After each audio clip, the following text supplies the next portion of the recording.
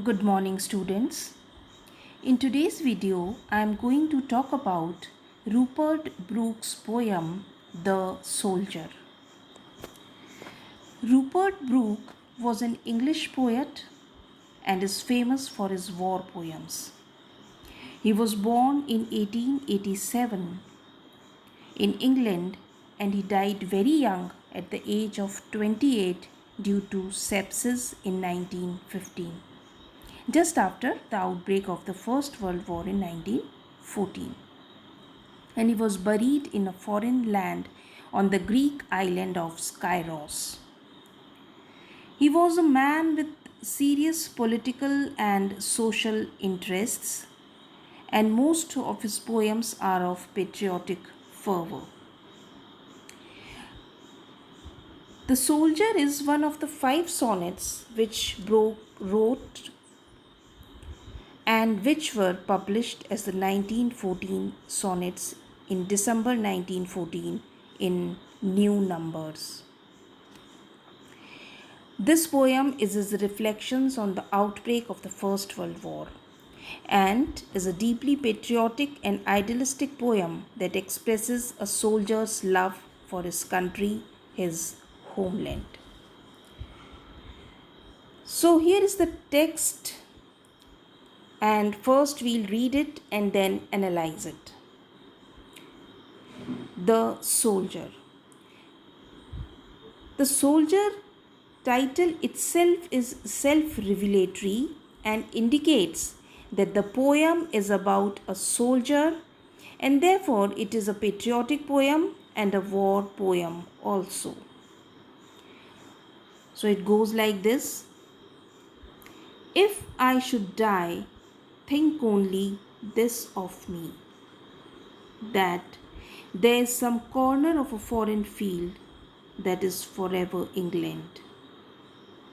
There shall be in that rich earth a richer dust concealed, a dust whom England bore, shaped, made aware, gave once her flowers to love, her ways to roam.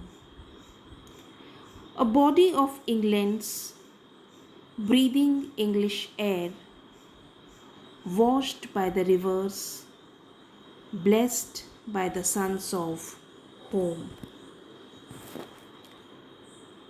Next stanza.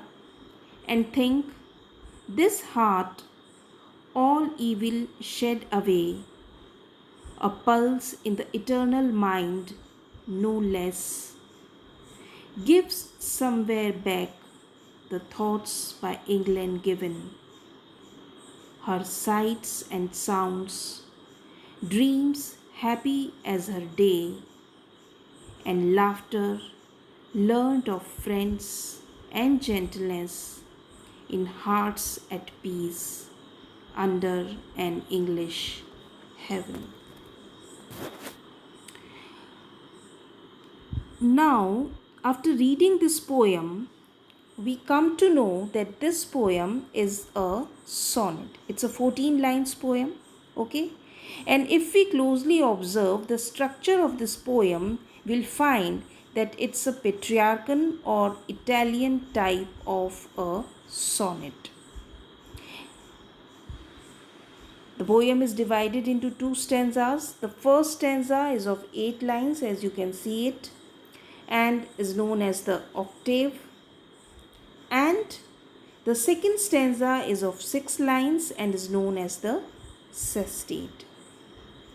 Students, today I'll explain you the first stanza of the poem, that is the first 8 lines of the poem. Now, in this poem, the soldier, Brooke speaks as an English soldier.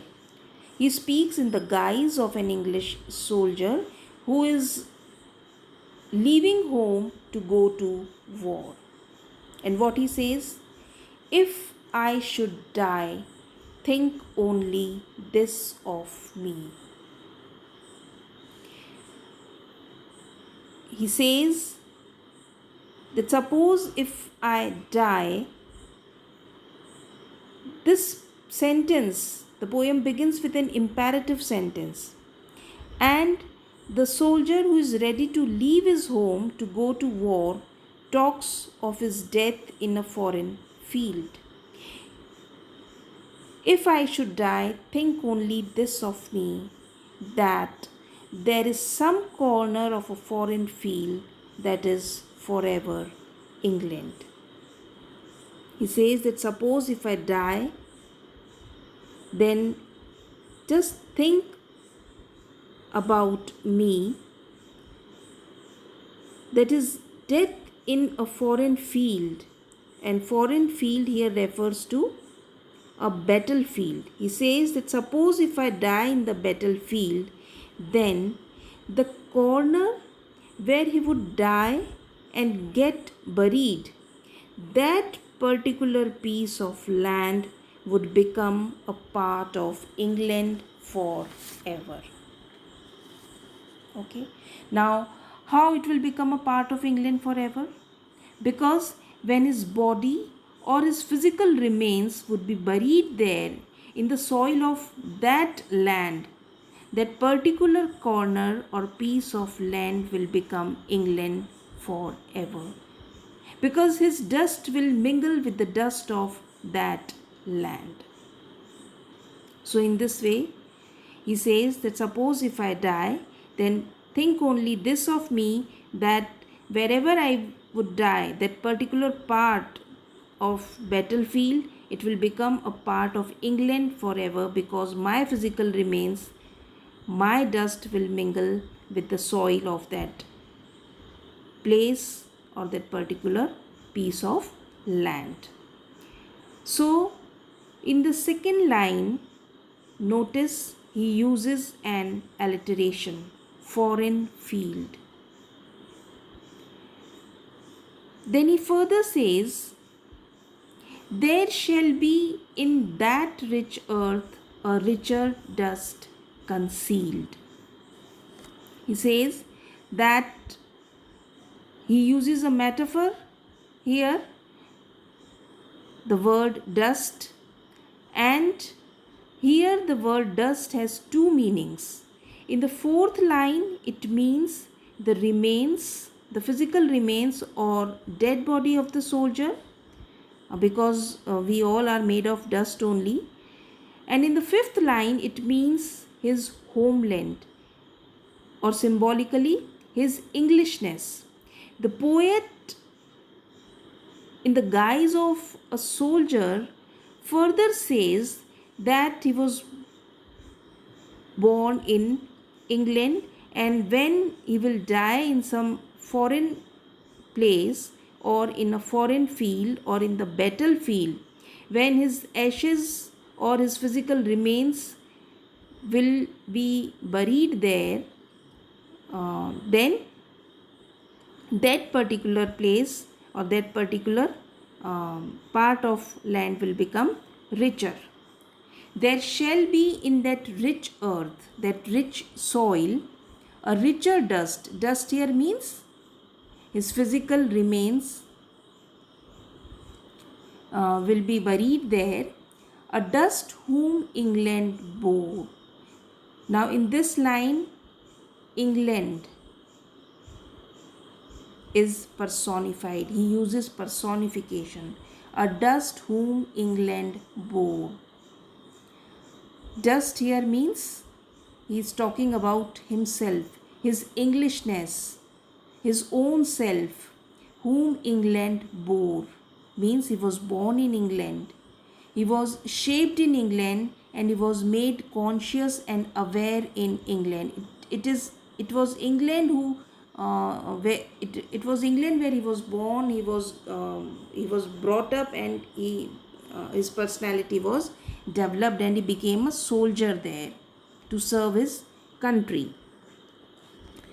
So we can say that the poet, in the guise of soldier, further says that he was born in England and he was shaped in England, means he grew up there only, and was made aware, means he became conscious and aware and learned about so many things in England, means he is a part of England.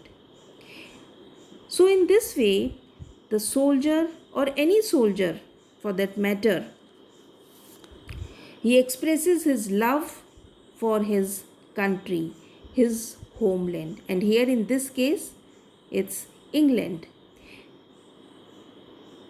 In the next three lines of this stanza,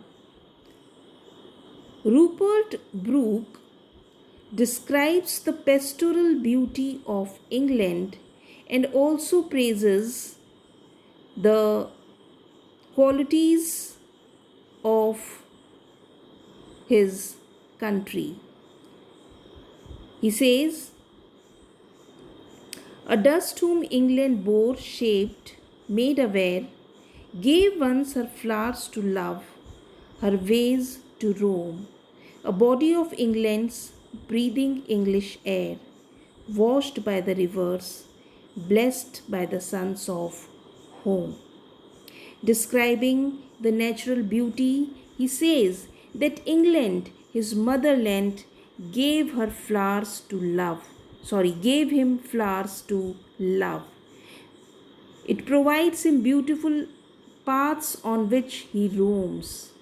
He says that he was a making of England. He breathes English air. The rivers of England washed him. He swims there and is also blessed by the sun at home. So, in this way, in the first stanza, he expresses a soldier's love for his country and how he feels proud to die for his country. In this stanza, he celebrates an idealized vision of pastoral England, portraying the natural beauty. In the last three lines, he talks about the beautiful flowers, the woods and paths, the streams and rivers, and also about the comfortable, life-giving sunlight. So, students, just to sum up, I would like to tell you that this poem is a sonnet, and it's a patriarchal type of sonnet, an Italian type of sonnet, divided into two stanzas. The first stanza is of 8 lines and is known as the octave. The second stanza is of the 6 lines and is known as the sestate. And if you notice the rhyme scheme is AB, AB, CD, and CD. It's a war poem, it's a patriotic poem, and the poet has also used alliteration. I have just marked an example here, like foreign field. He has used a metaphor by using the word dust, and he has also personified England. And in the last 3 lines, he uses beautiful imagery while describing the natural or pastoral beauty of England. So this is the first stanza, the explanation and the literary devices which he has used in this first stanza.